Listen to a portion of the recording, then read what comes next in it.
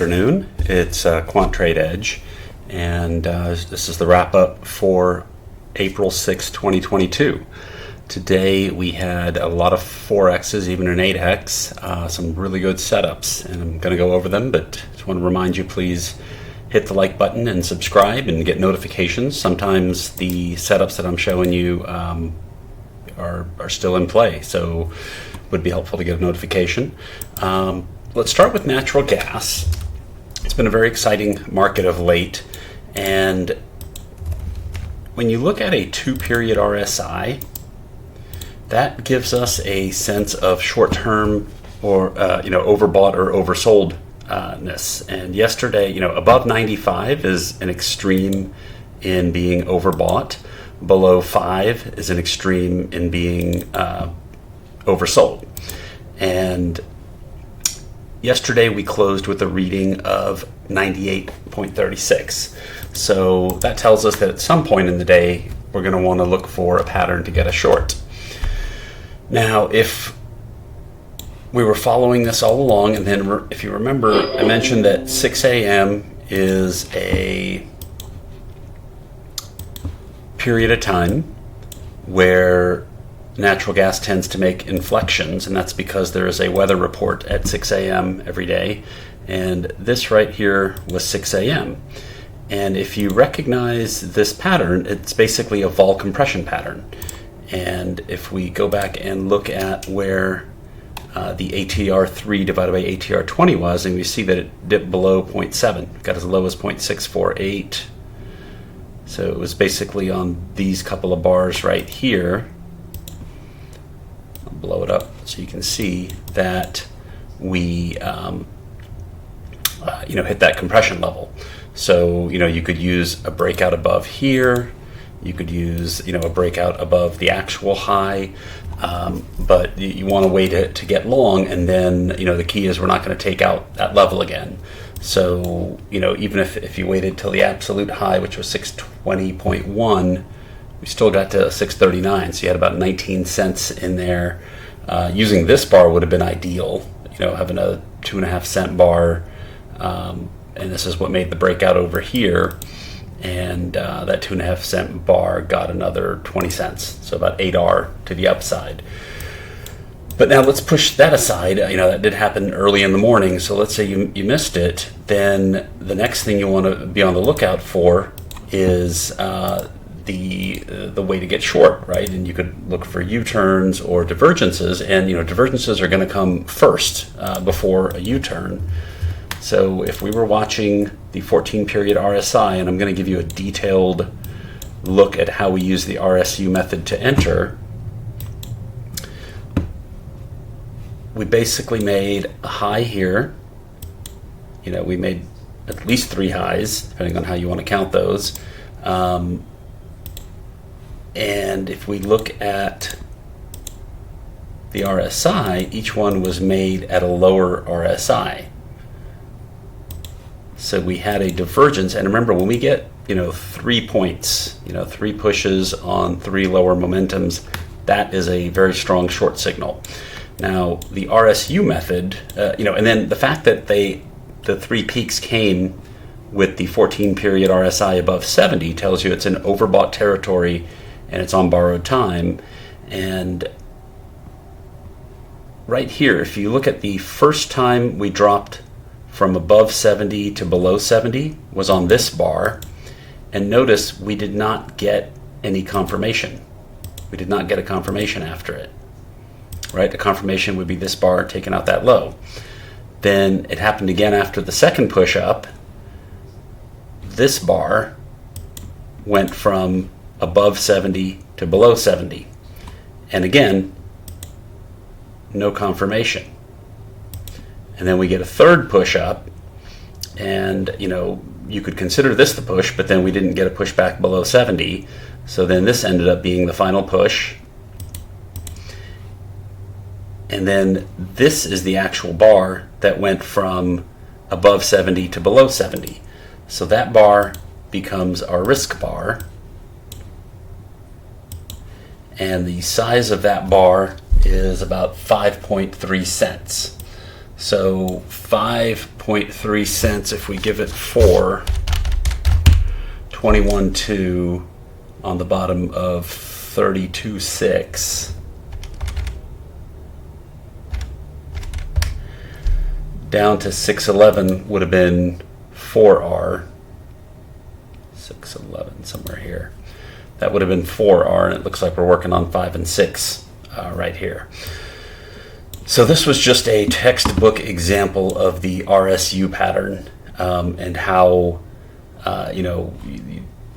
it saves you from getting triggered incorrectly. And then when we got the eventual trigger, we had the 3 full points on the divergence. If you had patience, of course, you could also have, either waited or added on this retest into the area. And I haven't done this yet, so I just want to curious if it got to the 50%. It did. This one did get to the 50. It even got to the 61.8, because I remember we'd seen a lot of examples where it stops just shy of the 50%, but this one got it. So that would have been a way to double your R's. Half position initial, another half position at that halfway bar of the entry bar. So that was exciting. Lots of good stuff there. And then crude oil was the next thing that was exciting. We were watching this for an RSU pattern. For a 4X pattern, because it was a good size red candle. And I believe the ROCs were favorable also. It was a flip down in ROC accompanied by a higher low, higher high, and red. So that gave us everything we need to want to do the 4X pattern on a break below the low. The break below the low happened a little later in the day. It happened around 10:18, so EIA was out of the way. But I stuck to a 3-minute because, we were already in peak trading time. And I'll put the Gann counter on because this was a little non-standard, but it did give us exactly what we were looking for. So blowing this up here, we don't need an ROC anymore. We don't need an RSI anymore. Let's just focus on these bars. Once we break below the previous day low, we're looking for an ABC up. It's that simple. Now, you remember the rules for the bar counting, and maybe I should do a video. Drop a comment here if you'd like me to do an entire video just on the bar counting to help us get more practice with it. And I'll look at those comments. If I see a good number of comments, then I'll prioritize doing that. So here, this part was pretty straightforward. This part is straightforward. So this made a penny higher than this, so it wasn't a hoagie. This was lower. Now here's where it gets a little odd. This is an up bar, this is an outside bar, this is an outside bar. So all of them are up bars. And the actual trigger happened right here. So we got our ABC up, and then it was very nice that this, was stopped right at PDL. It's just a nice stopping point, and it stopped there to the penny, 99.87. And if we draw our rectangle as we do, and then I'll shrink the chart back.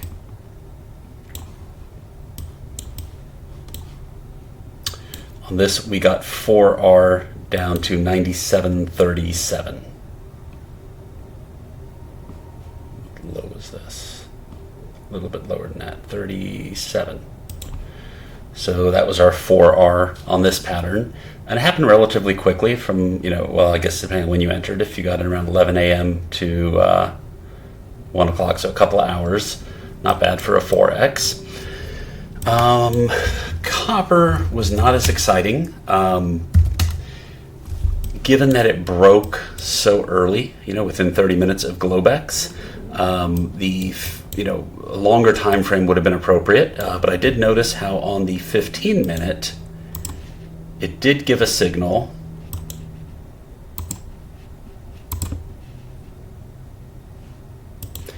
We got this A, B,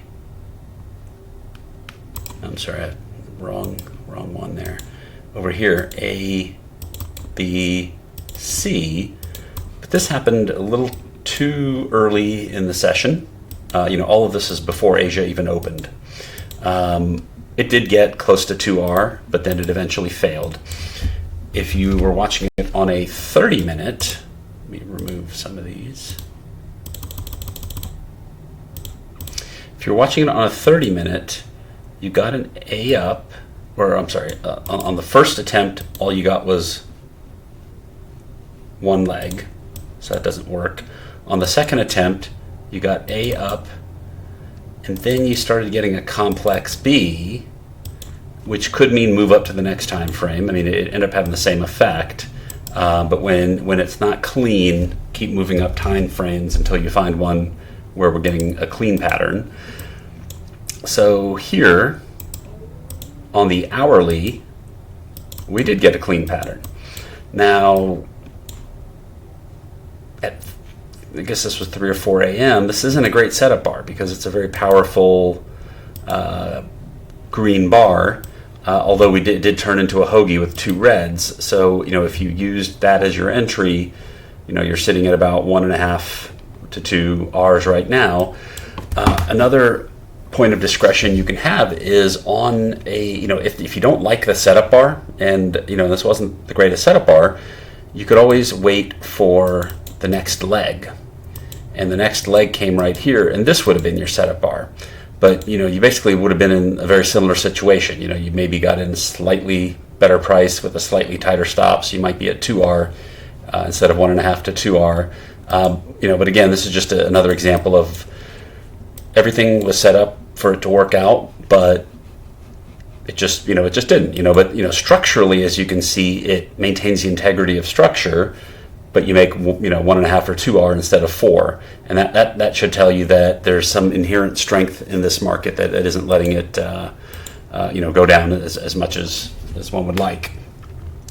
So I'll end with the Russell. Today was an interesting day with the Fed minutes. So we gapped down and impulsed down, and then we had a correction during the day. But again, I will pull up the RSI, and I would say between these two lows on the 15-minute, we had a much higher high. It still dipped below 30, but a much higher high. So I like our odds of this being the actual low.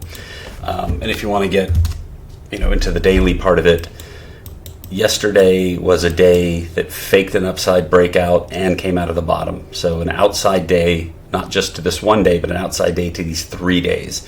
And typically days like that spend all their bullets. So having this much more downside is usually a good sign that it is due for a bit of a pop.